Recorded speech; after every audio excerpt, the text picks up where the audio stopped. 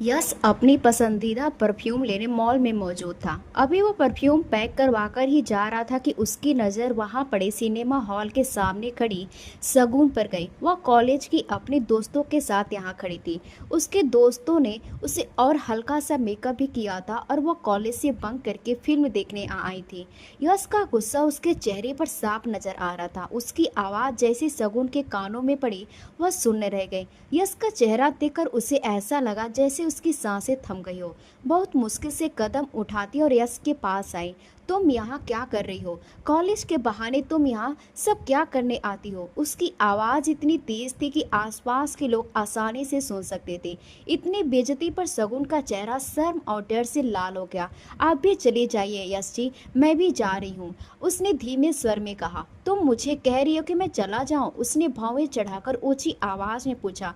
जी please कोई तमाशा मत कीजिए, सब लोग हमें देख रहे हैं। अब तुम्हें लोगों का ख्याल है। लोग तुम्हें इस कॉलेज के ड्रेस में यहाँ देख चुके और ना जाने क्या क्या सोच रहे होंगे। मैं पिताश्री से बात कर लूंगी, उनके मुंह से अचानक निकल गया। यश को यह बात सुन के उसका सुनना बिल्कुल पसंद नहीं आया। सगुन अब बड़ी हो चुकी थी, अब उसे ज्यादा रोक टोक पसंद नहीं थी। अपनी बात पूरी करके सगुन अपने दोस्तों की तरफ बढ़ गई। अब गुस्सा यश का काबू से बाहर हो रहा था। उसने सगुन का हाथ पकड़कर अपनी तरफ खींचा। उसकी उंगलियां सगुन के हाथ में कस गई, जिससे उसे दर्द महसूस हुआ। प्लीज, मुझे दर्द हो रहा है, जब मैं कह रहा हूँ तो यही रुको। क्या मैं पागल हूँ? अभी के अभी तुम मेरे साथ चल रही हो। तुम्हें परिवार की इज्जत का ख्याल नहीं, मगर मुझे है, वह जोर से बोला। आसपास के लोग मुड़ मुड़कर उसे देख रहे थे। कुछ लोग तो इस दृश्य को मजे लेकर भी देख रहे थे। सगुन की आंखों में आंसू निकल पड़े। उसकी दोस्त भी वहां से जा चुकी थी ताकि उन्हें बदनामी से बचाया जा सके। यश ने उसका हाथ पकड़ा और उसे लगभग घसीटते अपने साथ ले जाने लगा। यश भैया, मैं चल रही हूँ, प्लीज रुकिए। वह 2 बार गिरते गिरते बची। इस वक्त अपनी जुबान बंद रखो वरना अच्छा नहीं होगा, उसने उंगली उठाकर उसे डांटा। सगुन की आंखों में डर साफ दिखाई दे रहा था। सामने खड़े सुरक्षा अधिकारी ने यह सब देखा तो उनके पास आए। मैडम, अगर ये आपको परेशान कर रहा है तो हमें बताइए। सगुन घबरा गई। आप इस तरह किसी को सार्वजनिक जगह पर जबरदस्ती नहीं ले जा सकते, यह गलत है और लोग परेशान हो रहे हैं। तुम मुझे सिखाओगे सार्वजनिक जगह पर क्या करना है? मैं तुम्हारा वरिष्ठ अधिकारी हूँ। यश ने अपनी जेब से पहचान पत्र निकालकर दिखाया, जिस पर विशेष अधिकारी यश लिखा हुआ था। सॉरी सर, उसने तुरंत सलाम किया, लेकिन यश उसकी तरफ देखे बिना सगुन को खींचते हुए अपने साथ ले गया। पार्किंग में पहुंचकर उसने सगुन को आगे वाली सीट पर बैठाया। उसे सगुन का चेहरा देखकर और भी गुस्सा आ रहा था। अभी के अभी यह लिपस्टिक साफ करो, उसने टिश्यू का डिब्बा उसकी तरफ फेंका। सगुन ने तुरंत लिपस्टिक और मेकअप साफ कर लिया। यह बाल भी ठीक करो, बिल्कुल नहीं लग रहा कि तुम कॉलेज की लड़की हो। ना जाने कितनी बार तुमने ऐसा कॉलेज बंक किया होगा, उसने गुस्से में कहा। सगुन ने अपने बाल ठीक किए और क्लिप लगाकर बांध लिए। यह पहली बार था, उसने डर से कहा। तुम घर जाकर चुप रहोगी, मैं यह बात किसी को नहीं बताऊंगा, क्योंकि घर में शादी का माहौल है। लेकिन यह मत समझना तुम्हारी वजह से नहीं बता रहा, मैं परिवार को शर्मिंदा नहीं करना चाहता। आज के बाद तुम्हारी हर गतिविधि पर मेरी नजर होगी, उसने गाड़ी स्टार्ट करते हुए कहा। सगुन ने अपने आंसू पोंछते हुए और रोना शुरू कर दिया। रोना बंद करो, मैं तुम्हारे आंसू पोंछने वाला नहीं बैठा हूँ। अगर चुप नहीं हुई तो बीच सड़क पर उतार दूंगा। उसकी बात सुनकर सगुन तुरंत चुप हो गई और खिड़की के बाहर देखने लगी। आज रिवांश के ससुराल में मेहंदी का कार्यक्रम था। सभी लोग वहां पहुंच चुके थे। सगुन को भी तैयार होना था। यश को नाना नाजी कहने पर सगुन को लेने जाना पड़ा था। जब सगुन बाहर आई तो यश ने एक नजर उसे देखा और फिर दोबारा गौर से देखने लगा। उसके माथे पर सिकन आ गई। उसने सिर से पांव तक सगुन को देखा। उसने हल्के पीले रंग की कुर्ती और घेरदार लहंगा पहना हुआ था, जिसमें वो बहुत सुंदर लग रही थी। लेकिन यश का ध्यान उसकी खुली कमर पर गया। दुपट्टा उसने हाथ में लिया हुआ था, जिसकी उसकी कमर दिख रही थी। तुमने क्या पहना है? क्या यह लहंगा है? सगुन ने मासूमियत से कहा। यश ने उसका हाथ पकड़ लिया, जिससे वह दर्द से सिसक उठी। यह तो मुझे भी दिख रहा है, लेकिन तुम्हें नहीं दिख रहा कि तुम्हारी कमर दिख रही है? मुझे तो नहीं दिखा, उसने कहा, लेकिन मुझे दिख रहा है और दूसरों को भी आराम से दिख गया है, और मैं तुम्हें रोकता नहीं। यह दुपट्टा भी सही से नहीं लिया, मैं इसे ठीक कर देती हूँ, उसने जल्दी से कहा। नहीं, तुम कहीं नहीं जा रही हो, तुम्हारी कमर पर जो तिल है वह भी साफ दिख रहे हैं। सगुन का चेहरा शर्म से लाल हो गया। मेरे मेरे पास और कपड़े नहीं हैं, मुझे शादी में जाना है। उसकी आंखों में आंसू आ गए। चुप हो जाओ, यश झुंझलाया। फिर उसने अपना कोट उतारकर उसे पहनाया, जिसे पूरी तरह ढक गई। चलो अब, उसने गाड़ी में बैठाया और मॉल ले गया। मैं यहीं बैठ जाती हूँ, आप ले आइए, उसने कहा। मैं तुम्हें अकेला छोड़ दूँ, दिमाग सही है तुम्हारा, उसने ताना मारा। वह उसका हाथ पकड़कर मॉल के अंदर ले गया। शगुन सिर झुकाकर चल रही थी। यश ने जल्दी से दुकान में जाकर कपड़े देखने शुरू किए और उसकी नज़र एक हल्के पीले रंग की लंबी फ्रॉक पर गई, जो बहुत सुंदर थी। उसने वही ड्रेस ली और शगुन को बदलने भेजा। थोड़ी देर के बाद जब शगुन बाहर आई तो वह बहुत ही सुंदर लग रही थी। यश ने पैसे दिए और उसे लेकर जल्दी बाहर आया। चलते समय शगुन का पैर फ्रॉक में उलझा तो यश ने उसको सहारा दिया। यश ने उसकी फ्रॉक संभाल दी ताकि वह आसानी से चल सके। दोनों गाड़ी में बैठकर कार्यक्रम के लिए निकल गए। संचित, जो यश से जलता था, उसने यह सब कुछ देख लिया और मौका तलाशने लगा ताकि यश की बदनामी कर सके। वह चुपचाप अंदर गया। उधर शगुन बाथरूम में गई। दरवाजा बंद था मगर लॉक नहीं था। संचित ने चुपके से बाहर से दरवाजा लॉक कर दिया।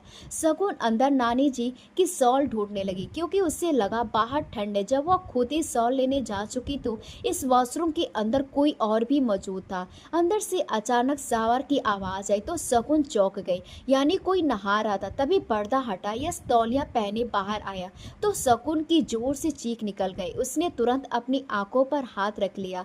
तुम यहाँ क्या कर रही हो? अभी के अभी यहाँ से निकल जाओ, वह गुस्से में बोला। मैं जा रही हूँ, और घबराकर दरवाजे की तरफ बढ़ी मगर दरवाजा बंद था। उसने बेबस होकर हैंडल घुमाने की कोशिश की। क्या हुआ? क्यों नहीं खुल रहा दरवाजा? बेवकूफ़ लड़की, तुम्हें किसने कहा था यहाँ आने के लिए? वह गुस्से में बोला, क्योंकि उसे जल्दी से शगुन को यहाँ से बाहर भेजना था। वह घबराकर इधर उधर देखने लगी। इधर देख लो, मैंने कपड़े पहन लिए। और झुंझला बोला, मैं नाना जी की शॉल लेने आई थी, शगुन ने हड़बड़ी में कहा। यश को अंदाजा नहीं था कोई यहाँ आ जाएगा, क्योंकि उसके कमरे में सारे रिश्तेदार तैयार हो रहे थे, इसलिए यहाँ नहाने आ गया था। तुम सच में बहुत बेवकूफ़ है। और ये अब दरवाज़ा खुल नहीं रहा, पता नहीं कैसे लॉक हो गया। उसने माथा पकड़ लिया। मुझे बाहर जाना है, शगुन घबराई हुई थी।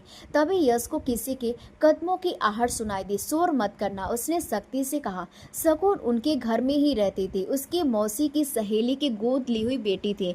यह अनाथ थी, मौसी ने इसे बचपन से ही पाला था। यश ने सब उससे डरते थे। दोनों गलती से नाना जी के वॉशरूम में बंद हो गए, और अगर किसी ने उन्हें साथ देख लिया तो बड़ी समस्या हो सकती थी, क्योंकि वह घर में शादी का माहौल था। अब क्या होगा? हम बाहर कैसे निकलेंगे? शगुन डर गए। चुप रहो, यहाँ रोने की जरूरत नहीं है, उसने डांट कर कहा। शगुन चुप हो गई। कोई है क्या अंदर? संचित ने आवाज लगाई, क्योंकि वह पक्का करना चाहता था। हाँ मैं हूँ, यश ने शगुन के पास खड़े होकर कहा। शगुन की आवाज डर के कारण निकल ही नहीं रही थी। संचित कुछ पल रुका, क्योंकि उसे शगुन की आवाज भी सुननी थी ताकि वह सबको बुला सके।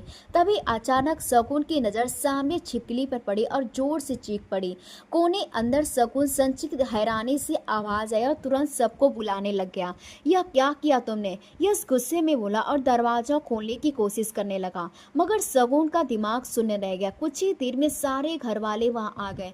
संचित ने आगे बढ़कर दरवाजा खोला तो यश और शगुन बाहर निकले। शगुन को रोते हुए देखकर सब हैरान रह गए, क्योंकि उन्हें यह से ऐसी उम्मीद नहीं थी। तुम दोनों साथ क्या कर रहे थे? शगुन की मौसी ने ऊंची आवाज में पूछा। शगुन इस वक्त हरे रंग के सूट में थी, लेकिन रोने की वजह से उसका मेकअप बिगड़ चुका था और लोग उसका गलत मतलब निकाल रहे थे। यस अभी के अभी जाकर कपड़े बदल कर आओ। नाना जी के कहने पर वापस अंदर गया और कुछ मिनटों के बाद कपड़े पहनकर लौट आया। शगुन इतनी नजरें खुद पर महसूस करके नजरें झुका ली। आपके नाती ने क्या कर दिया हमारे अनाथ बच्ची के साथ? उसकी मौसी रोते बोली। शगुन को गले लगा लिया। अगर ऐसा कुछ था तो पहले बता देते यश, मगर तुमने परिवार की इज्जत मिट्टी में मिला दी। अब तुम्हें शगुन से शादी करनी होगी। मैं यह शादी नहीं करूंगा, मैंने कुछ गलत नहीं किया है, यह सब शगुन की गलती से हुआ है। यश गुस्से में बोला, क्योंकि वह अपने चरित्र पर सवाल बर्दाश्त नहीं कर सकता था। बच्ची को क्यों दोष दे रहे? वह ना समझे, लेकिन तुम समझदार हो, तुम्हें सोच समझकर काम लेना चाहिए था, घर की इज्जत का ध्यान रखना चाहिए था। एक रिश्तेदार बोला, मामा श्री हम यह बात घर के लोगों पलकों में सुलझा लेते हैं। मामा श्री बोले, नहीं, बात सबके सामने होगी, हम भी घर वाले हैं, इस अनाथ बच्ची के साथ ऐसा होगा तो बात छिपाई नहीं जाएगी। लक्षराज बोले, हर कोई अपनी अपनी बात कह रहा था। नाना जी को लगा कि अभी फैसला लेना जरूरी है, जो भी हुआ है इसकी वजह से हम सब शर्मिंदा हुए हैं।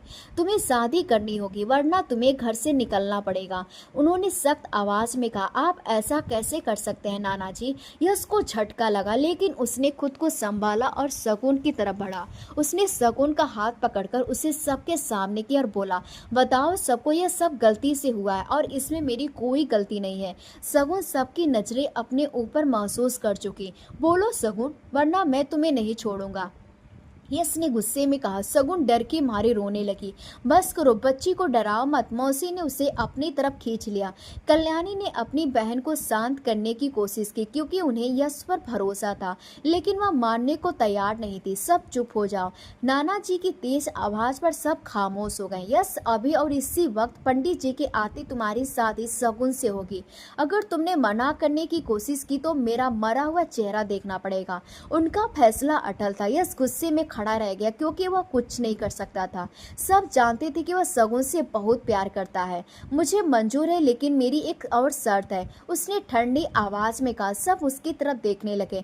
मैं और रिवांश की बारात एक ही दिन निकलेगी। रिवांश उसकी बुआ का बेटा था। उसकी शादी 3 दिन बाद थी। शगुन अभी बहुत छोटी थी। लक्षराज ने समझाने की कोशिश की, लेकिन यश ने कहा, अगर मैं गलत हूं तो आपकी यह अनाथ बच्ची सही, तो फिर इसे उसी दिन विदा कर दीजिए, वरना मैं शादी नहीं करूंगा। उसका फैसला अटल था। ठीक है, शादी कल होगी, जब रिवांश की हल्दी होगी। नाना जी के सोचकर हामी भर ली। वह गुस्से भरी नजर शगुन पर डालकर वहां से चला गया। सब लोग शादी की तैयारी में लग गए और कमरे में सिर्फ कल्याणी, लक्षराज, गीतांजलि, शगुन रह गए। कल्याणी रोते बोली, मुझे माफ कर दो, मुझे यह उम्मीद नहीं थी। लक्षराज ने कहा, मुझे अपने बेटे पर भरोसा है, यह सब गलत फहमी है। शगुन रोते बोली, मुझे यह शादी नहीं करनी, यह सब गलती से हुआ। और वह नाना जी से लिपट कर रोने लगी। नाना जी ने कहा, मुझे भी अपने बच्चों पर भरोसा है, लेकिन बात अब पूरे परिवार में फैल चुकी है और अब यह सही है कि शादी हो जाए। गीतांजलि ने भी उसकी बात पर समर्थन किया। शगुन के पास अब कोई रास्ता नहीं बचा था। रात को शगुन मुश्किल से सो पाई थी। उसे अपने कमरे में किसी को आने की आहट महसूस हुई। दरवाजा खुलने और बंद होने की आवाज आई और डर के कंबल ओढ़कर लेटी रही। तभी अचानक यश ने कंबल खींचकर दूर फेंक दिया और शगुन चीख पड़ी। उसने तुरंत उसका मुंह बंद कर दिया। तुम फिर से चीख कर सबको बुलाओगी क्या? उसने गुस्से में कहा। यश ने उसके दोनों हाथ पकड़ लिए। आवाज मत निकालना, वरना इस बार सच में मार दूंगा, उसने सख्ती से कहा। अब कोई देख लेगा। शगुन डरते हुए बोली, देख ले, अब तो सब ही हो चुके हैं, फिर क्या फर्क पड़ता है, उसने ठंडे स्वर में कहा था। प्लीज आप जाइए यहाँ से। शगुन बोली, मैं तुम्हें देखने नहीं आया हूँ, मुझे तुमसे बात करनी है। वह सीधा खड़ा हो गया। शगुन चाहती थी कि वह जल्दी बात करके यहाँ से चला जाए। उसकी नजर बार बार दरवाजे की तरफ जा रही थी। तुम यहाँ से भाग जाओ, आज ही की रात निकल जाओ, मैं सब कुछ संभाल लूंगा, क्योंकि यह शादी बेवकूफ़ी है। उसकी बात सुनकर शगुन हैरान रह गए। वो उसे भगाने के लिए कह रहा था। सब मुझे ही गलत समझेंगे कि मैं भाग गई। शगुन ने धीरे से कहा, तुम्हारी वजह से मैं इस मुसीबत में फंसा हूँ, यह सब तुम्हारी गलती है। यश गुस्से में बोला, मैं कहाँ जाऊँगी? उसने बेबस होकर पूछा। कहीं भी जाओ, यह तुम्हारी समस्या, उसने बेरुखी से कहा। सबको हम पर भरोसा है। नाना जी भी हालात भी वजह से उन्होंने शादी का फैसला लिया है। शगुन ने समझाने की कोशिश की। तो क्या हालात की वजह से मैं तुमसे शादी कर लूं और फिर हालात ठीक होने पर तुम्हें छोड़ दूं? शादी कोई खेल नहीं है, वह बोला। मैं क्या करूं? शगुन की आंखों में आंसू भर आए। रोना मत, कहीं तुम्हारे आंसू तुम्हारे लिए और परेशानी ना बन जाए, उसने सख्ती से कहा। उसकी खतरनाक धमकी पर शगुन ने बड़ी मुश्किल से खुद को संभाला। तुम यहाँ से भाग जाओ, बाकी मैं संभाल लूंगा, घर में जो भी है तुम्हारा ही रहेगा। जब गुस्सा शांत हो जाए तो वापस आ जाना, यश ने आसानी से कह दिया।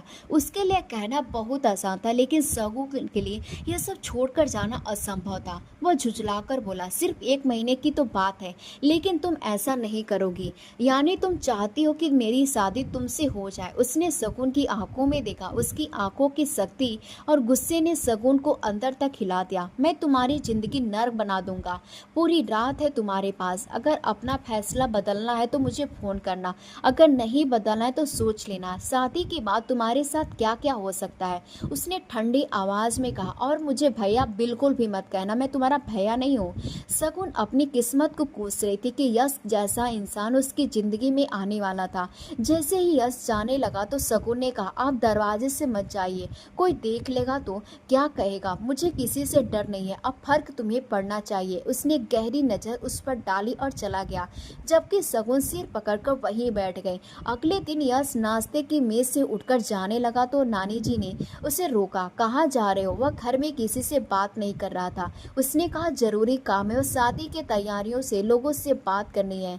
नानी जी ने कहा, ठीक है तो शगुन को भी कॉलेज छोड़ देना, उसका आज पेपर है। उसने कहा, वह ड्राइवर के साथ चली जाए, मैं बहुत व्यस्त हूँ। नानी जी बोली, ड्राइवर तो बाहर गया हुआ है, तुम ही छोड़ दो ना। नहीं, मैं संचित को कह देती हूँ। उन्होंने जानबूझकर संचित का नाम लिया क्योंकि वह जानती थी यह शगुन को उसके साथ नहीं भेजेगी। और यश बोला, उसके पास 5 मिनट है, अगर वह 6 मिनट में नहीं आई तो मैं चला जाऊंगा। शगुन ने मजबूरी में अपना नाश्ता छोड़ा, बैग उठाकर चल दी। जाते हुए बोली, आप लोगों ने मुझे रावण के साथ फंसा दिया है, मुझे ठीक से खाना भी नहीं खाने दिया।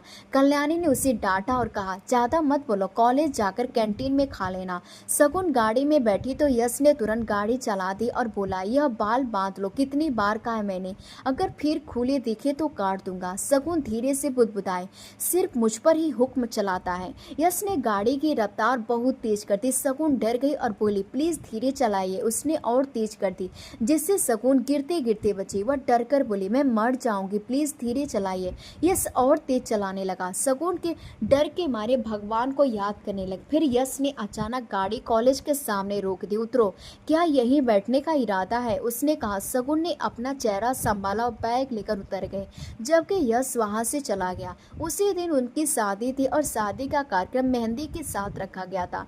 एक तरफ शादी की रस्मों के लिए मंडप सजाया गया था, दूसरी तरफ मेहंदी का मंच था। शगुन पीले रंग के कपड़ों में घूंघट ओढ़े फूलों के सजावट के पास बैठी थी। उसके सामने यश आकर बैठ चुका था। शादी की रस्में शुरू हो चुकी थी। सहेलियों ने मजाक में शीशा लाकर यश को दिया और बोली, जल्दी से अपनी दुल्हन का चेहरा देखिए। यश ने झुठलाकर कहा, मुझे जाना, यह सब बंद करो, मुझे काम है। उसकी बात से सब चुप हो गए।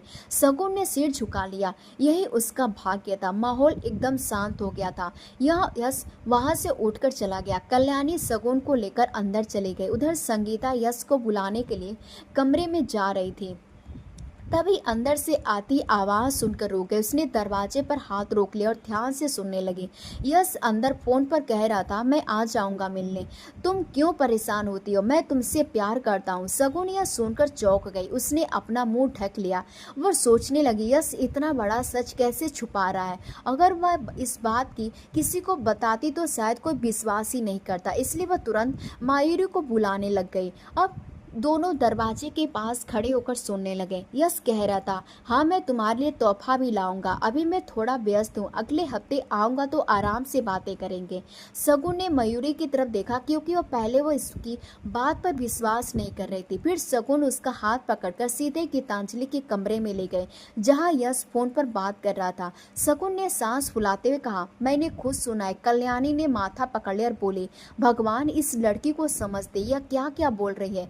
गीतांजलि ने तुरंत शगुन को साथ दिया और कहा, अगर इसे शक है तो सुन लेते हैं। कल्याणी ने गुस्से में कहा, तुम्हें क्या मतलब है, तुम क्यों उसकी बातें सुन रही थी, तुम्हारी हरकतों से मैं परेशान हो चुकी हूँ। शगुन ने कहा, और वह किसी लड़की से बात कर रहा था और कह रहा था कि वो उससे प्यार करता है। गीतांजलि ने कहा, शायद कोई जरूरी बात होगी। शगुन बोले, आप मयूरी से पूछ लीजिए, मैं झूठ नहीं कह रही।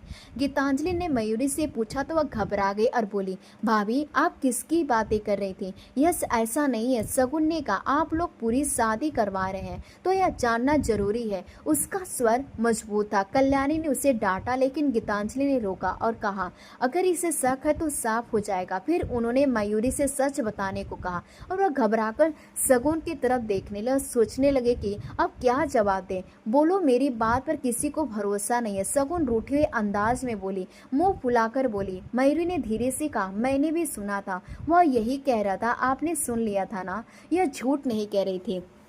अब यह शादी नहीं हो सकती। वह जोश में बोल पड़ी। कल्याणी गुस्से में आ गई और बोली, तुम चुप हो जाओ शगुन, वरना मैं अभी चप्पल उठा लूंगी। फिर उन्होंने तुरंत नौकरानी से कहकर यश को बुलवा लिया। यश कमरे में आया तो उसने सब पर एक तेज नजर डाली। समझ गया कि जरूर कोई बात हुई है। गीतांजलि ने सीधा पूछा, तुम किससे फोन पर बातें कर रहे थे, क्यों? यश बोला, माँ आप यह सवाल सबके सामने क्यों पूछ रही हैं? वह काम का फोन था। शगुन ने तुरंत बोल दिया, किसी लड़की से बात कर रहे थे। फिर अपनी माँ के गुस्से को देखकर चुप हो गई। यश ने गुस्से से कहा, किसने सुना मेरी बातें? पहले यह बताओ, फिर मैं जवाब दूंगा। मयूरी डर गई क्योंकि उसे पता था अब मुसीबत होगी। यश बोला, दिखाओ मुझे किसने क्या सुना। फिर उसने अपना फोन दिखा और बोला, मैं एक संस्था की बच्ची से बात कर रहा था। वहाँ आज छोटा सा कार्यक्रम है। फोन में नंबर भी था और उसका नाम सेव भी था। सुकून के शब्द अटक गए। गीतांजलि ने बात संभालते कहा, बेटा कोई बात नहीं, छोटी सी गलतफहमी है, दूर हो गई। लेकिन यश गुस्से में बोला, यह गलतफहमी नहीं है, यह मेरे चरित्र पर उंगली उठाना है और मैं यह बर्दाश्त नहीं करूंगा। उसका गुस्सा साफ दिख रहा था। कल्याणी ने कहा, शगुन ना समझ है। यह बोला, यह ना समझी नहीं, यह बहुत गलत बात है। किसी की बातें छुपकर सुनना और फिर शिकायत करना, मैं यह बिल्कुल सहन नहीं करूंगा। वह शगुन की तरफ बढ़ा तो शगुन डर से कांप गई। फिर उसने मयूरी को भी डांटा और कहा, तुम भी इसमें शामिल हो, तुम्हारी जेब खर्च और बाहर जाना बंद।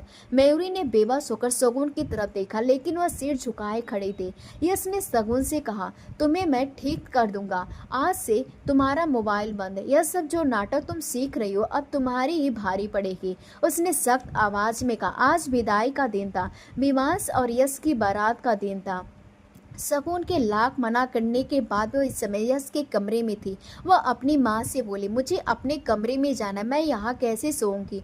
यहाँ तो लाइट नहीं जलती है। और उसकी आखिरी कोशिश थी। कल्याणी ने कहा, शगुन तुम समझ जाओ, यश बहुत अच्छा लड़का है, उसकी कदर करो, अब तुम्हें उसी के साथ रहना है। शगुन बोली, वह मुझे मार देंगे, आपने देखा नहीं वह मुझे कितना नापसंद करते हैं। कल्याणी ने कहा, वह तुम्हारी बेवजह की हरकतों को नापसंद करते हैं, अगर तुम ठीक रहोगी तो वह भी कुछ नहीं कहेंगे। शगुन बोली, उन्हें सिर्फ मुझे डांटना आता है। तभी दरवाजा खटखटाया गया और कल्याणी कमरे से चली गई। अस अंदर आया तो उसने शगुन को घूंघट में बैठे देखा। उसने ध्यान से उसे देखा। आज पहली बार उसकी नज़र शगुन की खूबसूरती पर गई।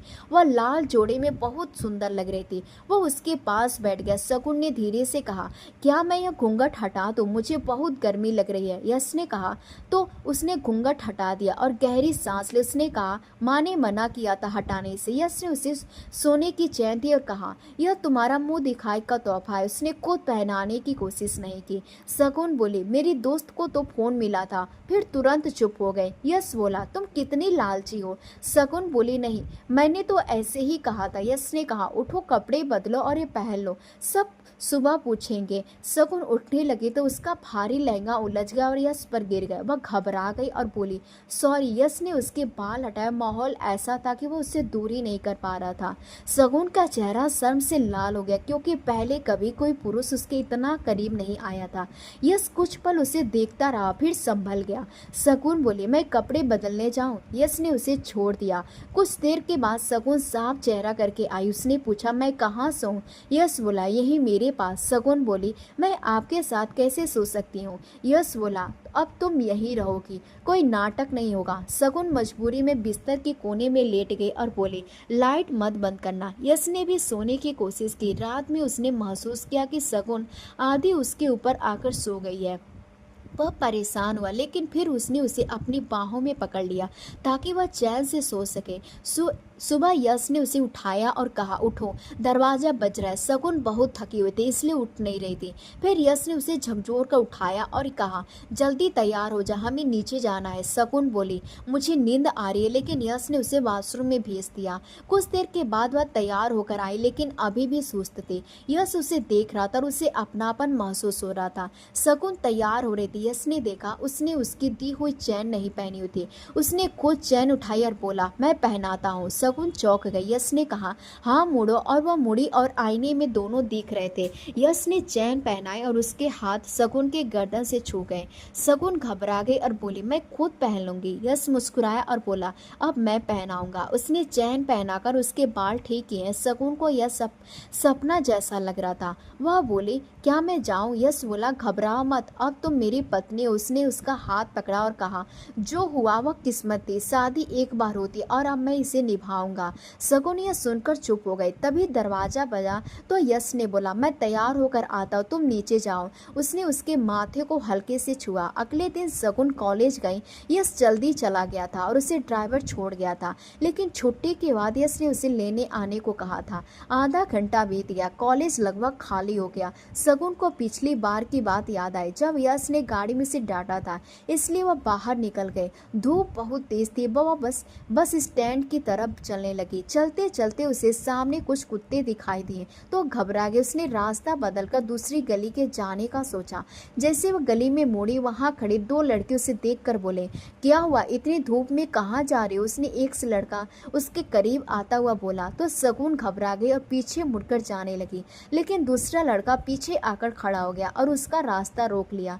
यश को चौकीदार ने बता दिया था कि शगुन बाहर चली गई है। उसे यकीन था कि वह बस स्टैंड की गई होगी, लेकिन जब वह वहाँ नहीं मिली तो उसे चिंता होने लगी। वह एक एक गली में उसे ढूंढता हुआ आया और जैसे उसने सामने का दृश्य देखा, उसके पूरे शरीर में गुस्से की आग दौड़ गई।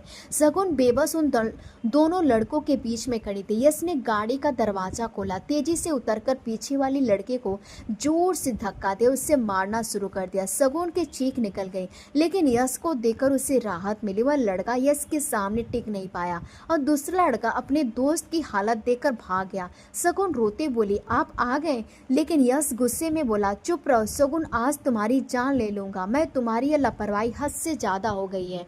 उसने उसका हाथ पकड़ा, उसे घसीटते हुए गाड़ी में बैठाया और तेजी से वहां से निकल गया। पूरे रास्ते शगुन डर के मारे चुप रही, कहीं वह यश के गुस्से का शिकार न बन जाए। घर पहुंचकर यश ने उसका हाथ छोड़ते हुए कहा, तुम इतनी लापरवाह कैसे हो सकती हो? जब मैंने कहा था मैं आ रहा हूँ तो तुम्हें बाहर जाने की क्या जरूरत है? शगुन बोली, आपने ही तो कहा था कि मना कर दो सबको, इसलिए मैंने सोचा मैं खुद ही आ जाऊं।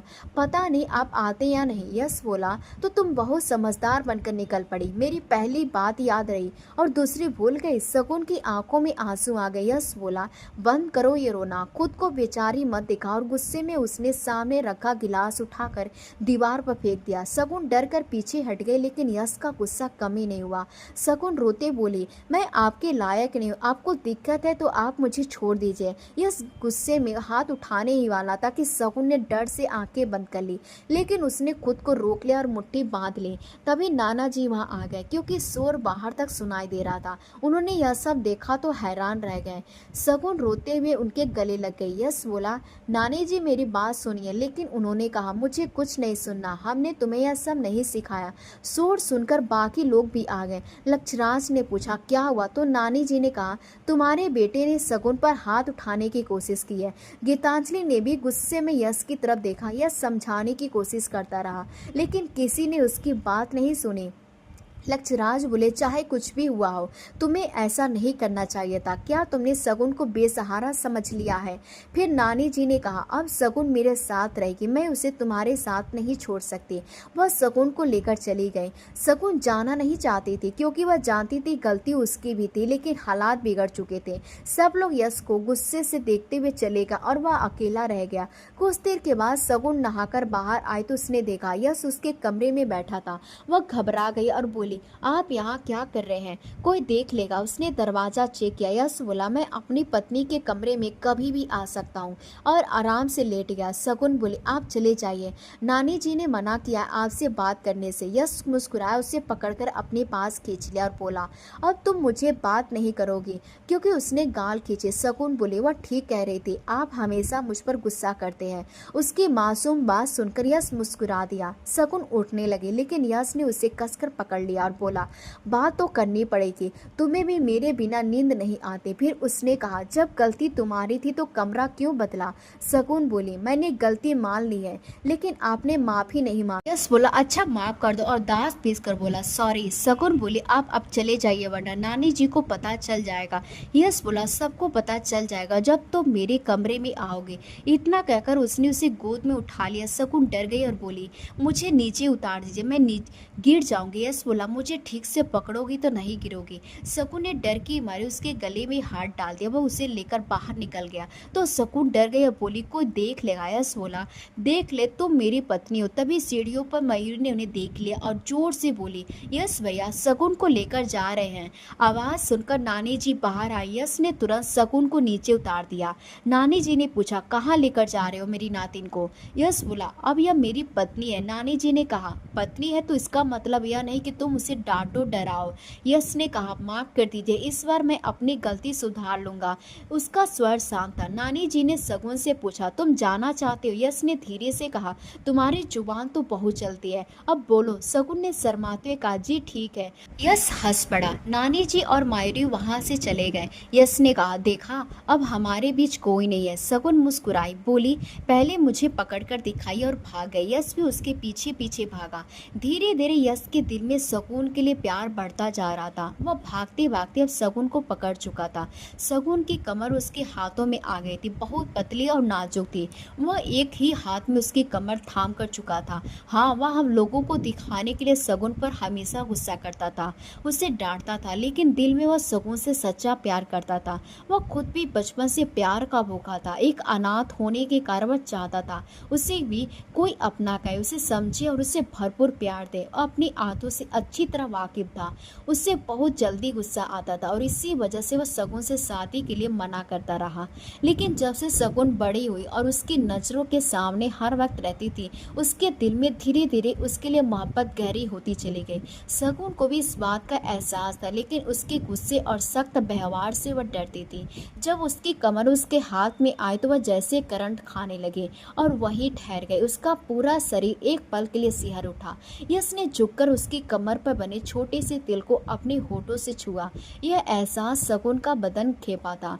उसकी सांसें तेज हो गई। वह घबराहट और एक अनजाने एहसास के बीच खड़ी रह गई। उसकी शादी को लगभग अब 2 महीने होने वाले थे, लेकिन अब तक उनके बीच एक दूरी बनी हुई थी, एक झिझक थी, एक अनकही दीवार थी। मगर आज यश ने ठान लिया था, वह इन दूरियों को खत्म कर देगा। वह शगुन को अपनी बाहें में भरकर धीरे से उसे गोद में उठाया, उसके दिल के धड़कनों को अपने सीने से महसूस करता रहा। उसके गहरे गले वाले ब्लाउज उसकी धड़कनों की हल्की कंपन महसूस कर रही थी, जो यश के दिल के धड़कनों को और तेज कर रही थी। वह उसे अपने कमरे में ले आया और आज उसका कमरा पहले से बिल्कुल अलग नजर आ रहा था। कमरों को फूले से सजाया गया था। हल्की खुशबू पूरे कमरे में फैली हुई थी। दियों की नरम रोशनी माहौल को और भी खास बना रही थी। यह सब देखकर शगुन हैरान रह गई। उसकी आंखों में सवाल थे, लेकिन दिल में एक हल्की सी खुशी भी थी, क्योंकि आज यह सच में उनके रिश्ते को एक नई शुरुआत देना चाहता था। वो उसके लिए एक तोहफा भी लेकर आया था। उसने शगुन को बिस्तर पर धीरे से बैठाया और उसके हाथ में एक डिब्बा दिया। शगुन ने उसे खोला तो अंदर एक नया आईफोन था। उसकी आंखें चमक उठी। यश ने हल्की मुस्कान के साथ कहा, आज हम दोनों साथ बैठकर एक रोमांटिक फिल्म देखेंगे। शगुन ने हल्के से सिर हिलाकर हामी भर दी। दोनों साथ बैठी फिल्म चलने लगी, लेकिन उनकी नजरें स्क्रीन से ज़्यादा एक दूसरे पर टिकने लगी। धीरे धीरे उनके बीच की दूरी खत्म होने लगी। उनके हाथ पर एक दूसरे से उलझ गए। दिल की धड़कनें तेज हो गई। कब उन्होंने फ़ोन को एक तरफ रख दिया, वह कब एक दूसरे के और करीब आ गए, उन्हें खुद भी पता नहीं चला। कमरे में वह सिर्फ उनकी धीमी सांसों की आवाज़ और हल्की सिसकियां गूंज रही थी। यश ने शगुन को बेहद नरमी से छुआ, जैसे कोई फूल को छूता है, बिना उसके तकलीफ दिए, बिना उसे डराए। शगुन भी अब पूरी तरह उसके करीब आ चुकी थी। वह भी उससे कसकर थामे हुए थे। दोनों एक दूसरे में खोए गए थे, जैसे दो लहरें एक ही समंदर में मिल जाती हैं। समय कब बीत गया उन्हें पता ही नहीं चला। रात कब होते और कब सुबह हुई यह एहसास ही नहीं हुआ। और उस समय शगुन शगुन सच में एक नए दुल्हन की तरह खिल उठी थी। पूरी तरह अपने रिश्ते में ढल चुकी थी। उनके चेहरे पर एक अलग ही सुकून और चमक थी, जैसे अब उसे अपना घर, अपना हमसफर और अपना प्यार मिल चुका हो। दोस्तों, उम्मीद करती हूँ आपको हमारी कहानी पसंद आई होगी। कहानी पसंद आई है तो वीडियो को लाइक करें, चैनल पर नए हैं तो चैनल को सब्सक्राइब करें और हाँ, नोटिफिकेशन बेल को ज़रूर दबाएं ताकि अगली अपडेट सबसे पहले आपको मिले। धन्यवाद।